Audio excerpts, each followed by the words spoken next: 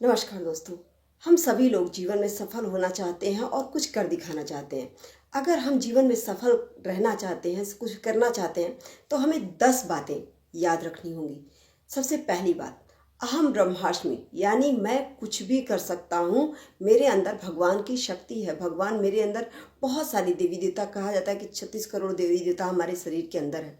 तो इसलिए अपने आप को कभी भी हीन न समझे। अहम ब्रह्मास्मि, यानी मैं ब्रह्म का अंश हूँ, ये हमेशा याद रखें। दूसरी बात, हमेशा अपने आप को मोटिवेट रखें। कोई कितना भी कहे कि तुम्हारे अंदर ये क्वालिटी नहीं है, ये एबिलिटी नहीं, तुम कर भी नहीं सकते, तुम ये काम कभी नहीं कर सकते, मतलब लोग तुम आप पे हंसें, लेकिन फिर भी लोगों को अवॉइड करिए और अपने आप को मोटिवेट रखिए कि मैं ये काम अवश्य कर पाऊंगा। तीसरी बात, कभी भी अपने से बड़ों का निरादर ना करें। उनकी बातों को ध्यान से सुने। चाहे वो रोड पर चलने वाला भिखारी भी अगर आपसे एज में बड़ा है तो उसके अंदर आपसे ज़्यादा एक्सपीरियंस है, इसलिए उसकी बातों को ध्यान से सुने और समझने का कोशिश करें।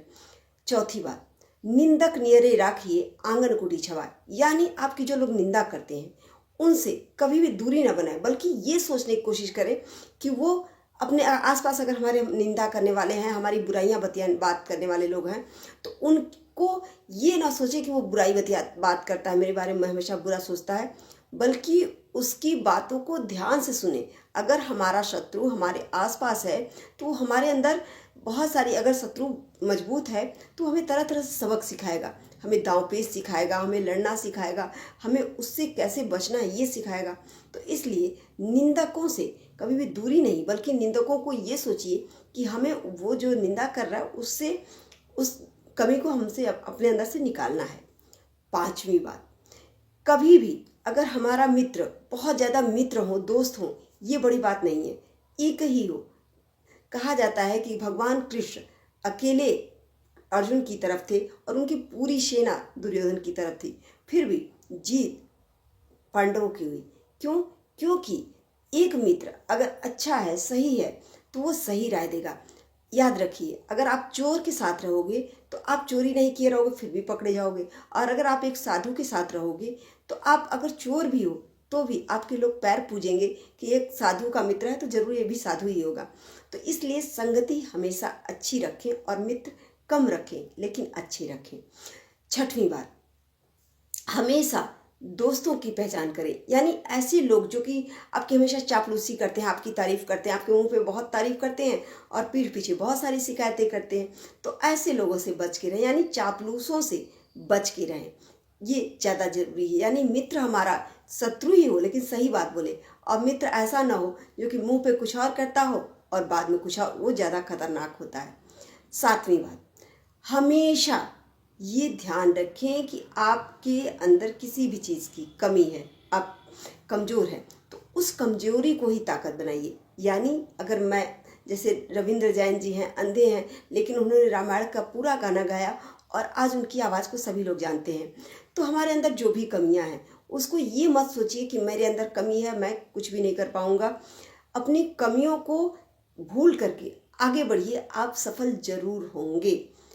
आठवीं बात, हमेशा हमेशा ये रखिए कि जो भी करना है उसे दृढ़ निश्चय बनाए रखिए। कितनी भी विपरीत परिस्थिति हो, लेकिन टूटिए नहीं। अंदर से आप टूट गए तो आपके अंदर जो आपके अपने हैं वो भी आपका साथ छोड़ देंगे। इसलिए अंदर से टूटिए नहीं, अंदर से हमेशा स्ट्रांग रखिए, अपने आप को मजबूत रखिए, परिस्थितियाँ कितनी भी विपरीत हों। नौवीं बात, अच्छे लोग के साथ तो सभी रह जाते हैं, जो बुरे लोग के साथ भी रह करके, यानी जो कीचड़ में भी कमल खिलता है, यानी हमारे आसपास कैसे भी लोग हों, लेकिन हमें अपने कैरेक्टर को बदलना नहीं है, बल्कि जो हमारे अंदर है, हमारे अंदर ताकत है। भगवान ईश्वर ने इस दुनिया में हर व्यक्ति को कोई ना कोई क्वालिटी दी है और उस क्वालिटी को जानने की कोशिश करिए, आगे बढ़ाने की कोशिश करिए और उसमें एक न एक दिन आप सफल जरूर होंगे, ये निश्चय है। 10वीं बात, असंभव नाम के शब्द को अपनी डिक्शनरी से निकाल फेंकिए। यानी इस दुनिया में असंभव कोई भी नहीं है जब हम ठान लें। यानी एक कहावत है, कहा जाता है कि ईश्वर भी उसकी मदद करते हैं जो खुद की मदद करता है। यानी ईश्वर भी हमें तभी मदद करेंगे जो हम खुद अपनी मदद करेंगे। हमें आगे बढ़ना है, अचीव करना है, कुछ भी करना है तो किसी भी विपरीत परिस्थिति से डरना नहीं है, डटे रहना है, डरना नहीं, लड़ना है और अपने असंभव नाम के शब्द को अपने डिक्शनरी से निकाल फेंकना है। और हाँ, उद्देश्य सही होगा तभी भगवान भी साथ देंगे। तो इसलिए अपने आप को मोटिवेट रखिए, सफल जरूर होंगे। असंभव नाम का शब्द कोई है ही नहीं है।